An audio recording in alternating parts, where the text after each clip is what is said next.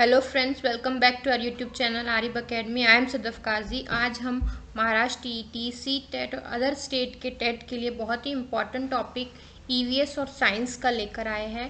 बहुत ही important topic है जो है types of metal, pure metal और उसके अलॉयज, है ना। बहुत ही इंपॉर्टेंट है। प्रीवियस ईयर क्वेश्चंस भी देखेंगे इस पर जो 2013 में ही बना था ईवीएस पेपर 1 में।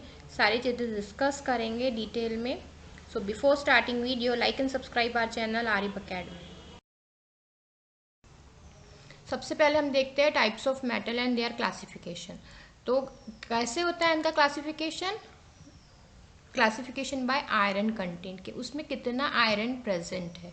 ठीक है, लोहा कितने क्वांटिटी में प्रेजेंट है उसके बेसिस पे ही मेटल्स का क्लासिफिकेशन होता है। ठीक है, तो दो इंपॉर्टेंट कैटेगरी है, एक फेरस मेटल और एक है नॉन फेरस मेटल। सबसे पहले हम फेरस मेटल देखेंगे।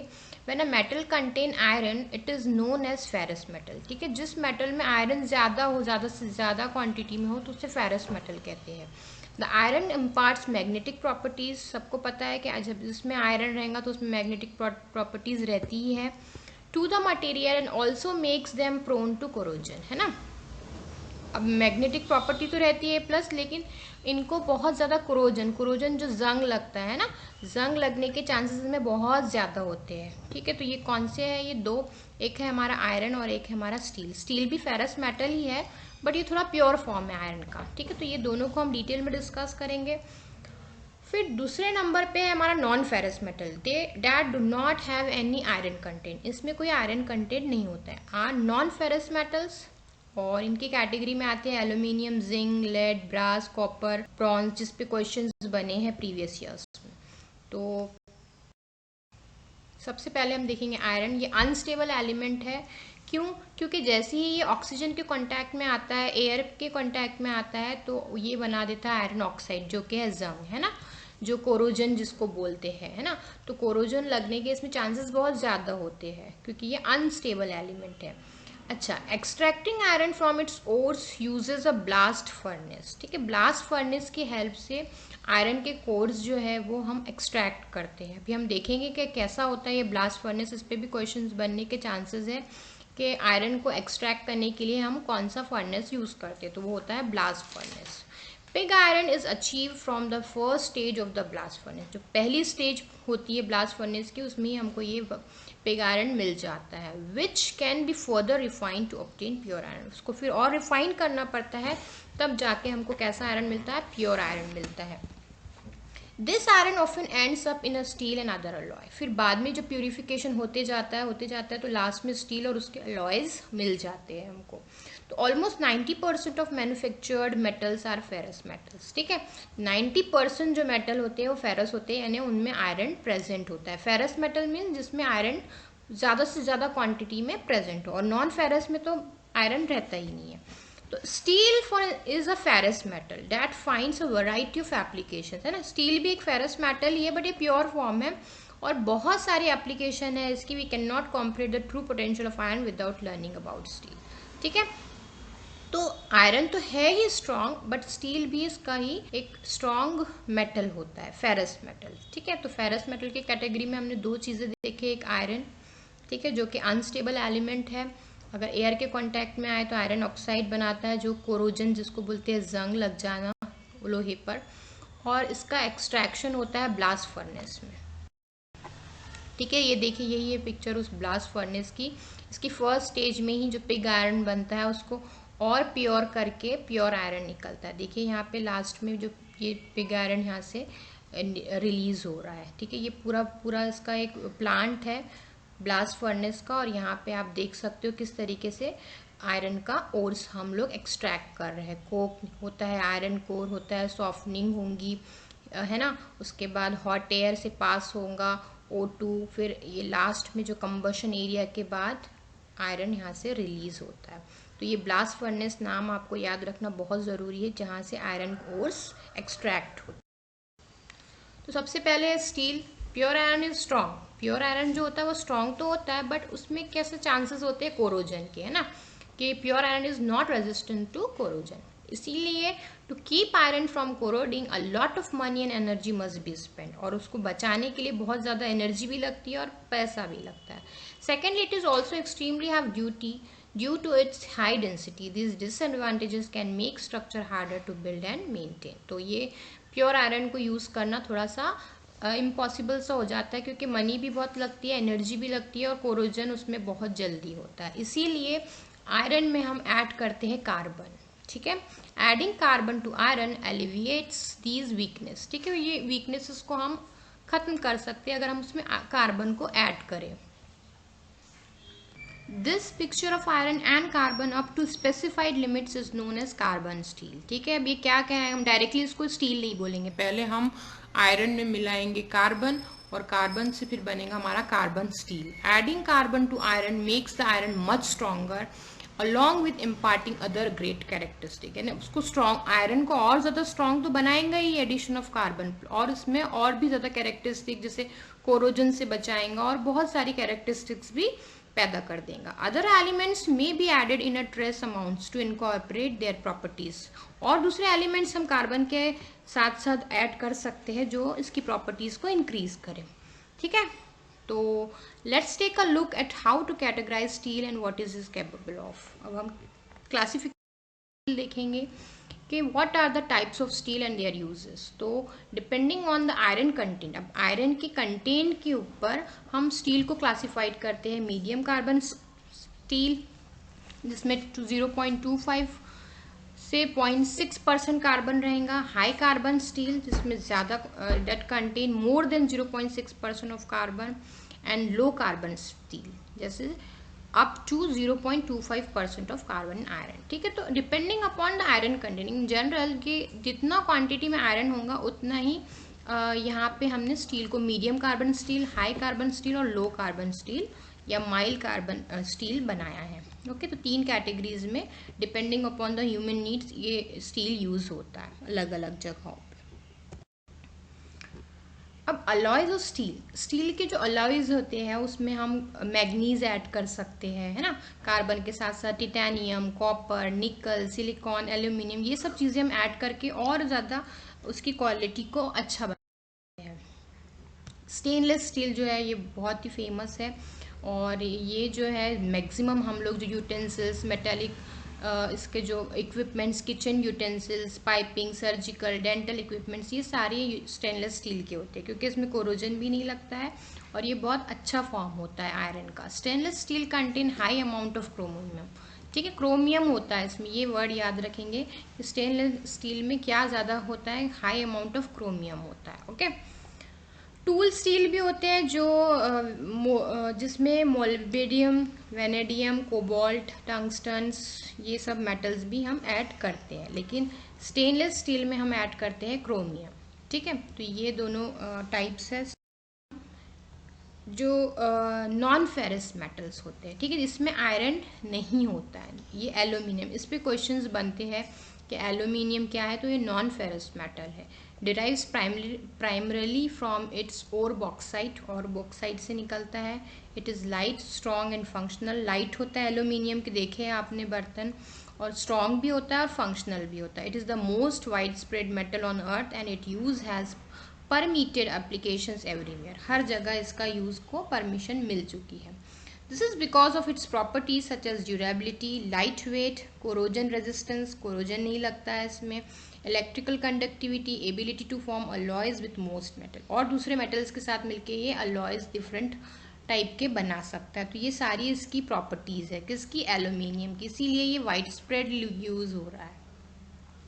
It also doesn't magnetise and it easy to machine. ठीक है, मैग्नेटिक प्रॉपर्टीज नहीं होती है। नंबर 2 फेरस जो नॉन फेरस मेटल में आता है वो है copper. It does not occur in nature in its pure form, thus smelting and extracting from ore is necessary. ये जो है प्योर फॉर्म में नहीं होता है, इसको एक्सट्रैक्ट करना पड़ता है ओर्स में से। ये भी गुड कंडक्टर है। Copper stands more than other, बहुत अच्छा कंडक्टर होता है। Due to its excellent electrical conductivity it finds application in electrical circuits as a conductor. ठीक है, इलेक्ट्रिकल सर्किट्स में इसको यूज होता है because it is good in electrical conductivity. Its conductivity is second only to silver, silver के बाद इसी का नंबर लगता है कॉपर का। It has also excellent heat conductivity, this is why many cooking utensils are from copper. ठीक है, heat की भी अच्छी कंडक्टिविटी है। तो यूटेंसिल्स जो होते हैं, कुकिंग यूटेंसिल्स में भी कॉपर की लेयर आप देखते होंगे नीचे बर्तनों में लगी हुई होती है। थर्ड है brass is an alloy of copper and zinc. ये क्वेश्चन पूछता है कि ब्रास किसका अलॉय है, तो ये कॉपर प्लस जिंक, ये दोनों मिलके ही ब्रास बनाते हैं। ठीक है, ये भी नॉन फेरस मेटल है। ठीक है, इसमें आयरन नहीं होता है, कॉपर और जिंक का अलॉय होता है ये। It also contains trace amounts of other metallic elements such as aluminium, lead and manganese. तो ट्रेस एलिमेंट्स भी होते हैं इसमें कुछ, एल्यूमिनियम, लेड और मैग्नीज प्लस कॉपर और जिंक, ऐसा पूरा ये कॉम्बिनेशन बनाता है हमारा ब्रास। ठीक है, तो याद रखेंगे आप copper, zinc, aluminium, lead and manganese, लेकिन ज़्यादा क्वांटिटी में क्या रहेगा, कॉपर और zinc. Brass is greater candidate for low friction applications such as logs, bearing, plumbing, musical instruments, tools and fitting। तो लो फ्रिक्शन एप्लीकेशन की वजह से ये लॉग्स में, प्लम्बिंग में, म्यूजिकल इंस्ट्रूमेंट्स में यूज़ होता है। तो क्वेश्चन पूछ सकता है कहाँ ब्रास का यूज़ होता है, तो ये याद रखेंगे उसकी application. Now it is indispensable in interestingly safe application to prevent sparks and allow usage in flammable environment। जहाँ flammable environment है वहाँ पे भी ये यूज़ होता है, क्योंकि ये जो है prevent sparks, ये जो है sparks को prevent करता है। ओके, तो इसका यूज़ इसीलिए in flammable environment में भी यूज़ होता है। ब्रॉन्ज, इस पे क्वेश्चन बना है, is an alloy of copper, copper का ही अलॉय है, but instead of zinc bronze contains tin. ठीक है, अब पहले जो हमने देखे वो क्या था, कॉपर और जिंक का कॉम्बिनेशन देखे हमने ब्रास में, है ना, लेकिन ये ब्रॉन्ज जो है कॉपर और टिन का कॉम्बिनेशन है। ठीक है, कॉपर और टिन, इसमें जो है जिंक नहीं होता है, जिंक इसमें रहेगा ब्रास में। ठीक है, adding other elements such as phosphorus, manganese, silicon and aluminium many improve its properties and suitability for a particular application. तो इसमें हम फॉस्फोरस, मैग्नीज, सिलिकॉन और एल्यूमिनियम भी ऐड करते हैं। Bronze is brittle, hard and resist fatigue well. ठीक है, it also has good electrical and thermal conductivity and corrosion resistance तो है ही। Bronze finds application in the manufacturing of mirrors and reflectors, mirror और reflectors में use होता है। It is use for electrical connectors due to its corrosion resistance. It finds usage in submerge part and ships fittings also. ठीक है, important है। Alloy है copper का, copper plus tin का अलॉय है ये, और इसमें साथ साथ में फॉस्फोरस, मैग्नीज, सिलिकॉन, एल्यूमिनियम भी यूज होते हैं। टिटेनियम, ये अभी प्रीवियस ईयर में आपसे ब्रास का पूछा था, ब्रॉन्ज का पूछा था, तो अब कमिंग ईयर में टिटेनियम भी पूछने के चांसेस है। तो it is an important engineering metal due to being strong and light weight. ठीक है, ये भी अलॉय है, नॉन फेरस मेटल है। It also has thermal stability even at temperature as high as 480 degree Celsius. Thermal stability रहती है इसमें, और due to these properties it finds application in aerospace industry. ठीक है, एरोस्पेस इंडस्ट्री में इस फीचर की वजह से, स्टेबिलिटी की वजह से, थर्मल स्टेबिलिटी की वजह से इसको एरोस्पेस में भी यूज़ किया जाता है। Military equipment in one use case for this metal, since titanium is also corrosion resistance, medical application also use it. Titanium is also use in the chemical and sporting good industries. अच्छा, ग्लेवेनाइज steel जिसको zinc कहते हैं ना, बहुत important है। जो corrosion नहीं लगे आयरन पे, तो ग्लेवेनाइज का प्रोसेस होता है जिसमें जिंक की कोटिंग दी जाती है आयरन पर, है ना, तो दैट इज कॉल्ड ग्लेवेनाइज प्रोसेस। तो इसमें ग्लेवेनाइज स्टील को ही हम जिंक कहते हैं, ये नाम याद रखेंगे कि जिंक को ही एक ग्लेवेनाइज स्टील कहते हैं। Zinc is a wide spread metal and finds a lot of use in the medical and industrial sector. Its primary use is to galvanise steel, है ना, क्योंकि ये जो है इसकी कोटिंग देके आयरन को कोरोजन से बचाया जाता है। This protect the steel from corrosion, है ना, स्टील को भी इसकी ही कोटिंग दी जाती है ताकि कोरोजन ना हो। बहुत इंपॉर्टेंट फंक्शन है, इसीलिए ये बहुत इंपॉर्टेंट है।